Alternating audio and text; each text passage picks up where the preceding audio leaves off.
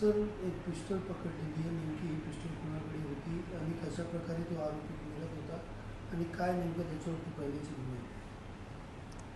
Kolshewadi police स्टेशनचे गुन्हे पथकाचे अधिकारी अंमलदार यांना अशी एक माहिती मिळाली की एक इसम 100 फुटी रोड कल्याणपूर्व येथे पिस्तल घेऊन येणार आहे विक्रीसाठी.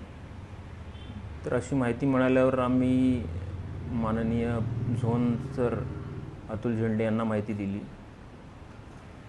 सहाय्यक पोलीस आयुक्त होनमाने सर यांना माहिती दिली आणि त्यावर वर्कआउट चालू केलं.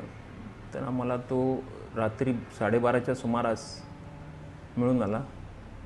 त्याचं नाव निलेश क्षीरसागर म्हणून आहे. त्याच्यावर एक गुन्हा आहे. त्यावर आम्ही आर्म्स ॲक्टप्रमाणे कारवाई केलेली आहे. पुढील तपास चालू आहे. सर, हा कुठनं यांनी पिस्टल आणलेली कोणाला विक्री करत होता, नेमकं याच्याकडे कसं आलेलं? ते आता तपासामध्ये आपल्याला निष्पन्न होईल कुठून आणली, त्याची चौकशी चालू आहे. सर, आरोपीचा बॅकग्राऊंड काय, त्याच्यावर पहिलेही असे काय गुन्हे दाखल होते? त्याच्यावर एक गुन्हा, खुनाचा एक गुन्हा आहे असं निष्पन्न झालेलं आहे आतापर्यंत. त्याचं नाव काय त्याचं आणि तो इकडे कुठे नेमकं राहायला? निलेश क्षीरसागर असं त्याचं नाव आहे. तो चिंचपाडा परिसरात राहणार आहे.